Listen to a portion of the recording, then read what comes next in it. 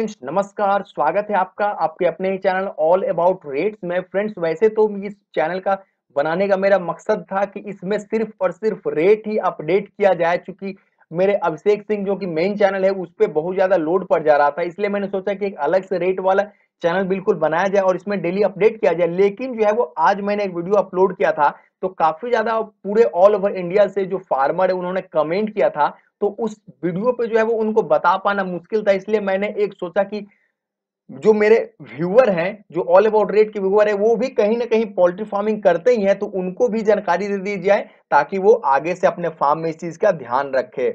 आज मैं आपको बताने वाला हूं, एक दोस्त है अशोक कुमार, उन्होंने कमेंट किया है, सर जो मुर्गी लंगड़ी होकर मरती है उसको कौन से रोग हुआ है।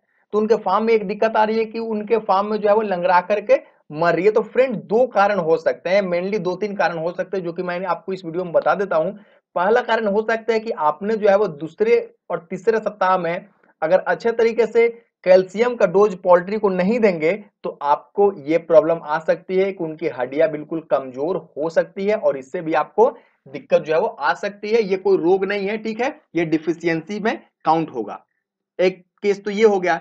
दूसरा केस ये होगा कि आप अगर कम जगह में, थोड़े से जगह में आप ज्यादा से ज्यादा पोल्ट्री पाल रहे हैं, पोल्ट्री का पालन कर रहे हैं, तो वो भी एक कारण हो सकता है कि पोल्ट्री बिल्कुल एक दूसरे पे चढ़ती है, ठीक है, और उससे भी उनके लंगड़ापन होने की चांसेस बिल्कुल बढ़ जाते हैं। क्योंकि कम जगह में कम से कम 1 से 1.25 फीट का पर बर्ड के हिसाब से हम लोगों को जगह लेना है, उससे अगर कम रखते हैं तो ये चीजें आपको देखने को मिलती है। और तीसरी एक और बात मैं आपको बता दूं फार्मर भाइयों, कि जो भी हमारे पोल्ट्री फार्मर है वो अगर विटामिन ई को नजरअंदाज किए तो भी उनके फार्म में ये दिक्कत बिल्कुल आ सकती है। चूंकि ई केयर सी जो है वो हमारे पोल्ट्री के नर्वस सिस्टम को बिल्कुल कंट्रोल करता है, और अगर एक ई केयर सी नाम की दवा आती है उसको अगर दे देते हैं तो वो चीजें जो है वो देखने को नहीं मिलती है और उससे जो है वो उस चीज को कंट्रोल बिल्कुल किया जा सकता है। तो ये तो आज पहला वीडियो है, मैं बिल्कुल आराम आराम से आपको इसमें भी बिल्कुल मैं आपको इतनी काम की चीजें बताऊंगा कि आपको जो है पोल्ट्री फार्मिंग करने में कोई दिक्कत ना आए।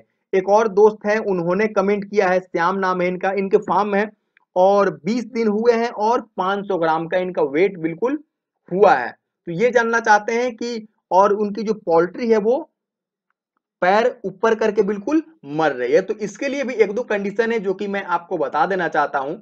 सबसे पहले तो दोस्त, आपको 20 दिन के पोल्ट्री हो गए हैं और 500 ग्राम इसका वजन हुआ है, तो वजन में एवरेज से बिल्कुल थोड़ा सा कम ही लूंगा। चूंकि 20 दिन का होता है तो 20 दिन में आपको 1 केजी के लमसम में बिल्कुल पोल्ट्री हो जानी चाहिए, तब आप 1 महीने या फिर 32-33 दिन में जो है वो 2 केजी का आंकड़ा बिल्कुल पार कर सकते हैं।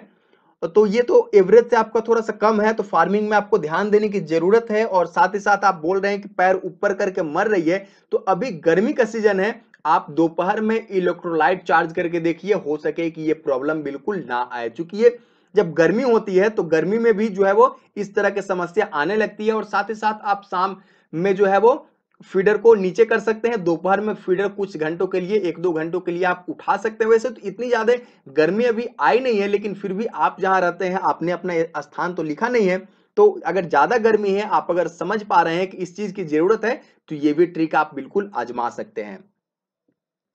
आगे बढ़ते हैं। बहुत सारे कमेंट्स आए हुए हैं, बहुत से लोग जो है वो लेयर फार्मिंग के बारे में भी जानना चाहते हैं, तो मैं कोशिश कर रहा हूं दोस्त कि सब चीजें आपको बताई जाए, लेकिन समय का थोड़ा सा परेशानी है और आप समझ ही सकते हैं कि मैं क्यों नहीं बना पा रहा हूं। तो फिर मिलते हैं, लेकिन धैर्य रखिए, मैं बिल्कुल सारी चीजें आपको, सारी जानकारी आपको थोड़ा थोड़ा करके दे दूंगा दोस्त, इतना मुझ पे आप विश्वास बिल्कुल कर सकते हैं। तो फिर मिलते हैं फ्रेंड्स अगले वीडियो में, तब तक के लिए नमस्कार, जय हिंद, वंदे मातरम।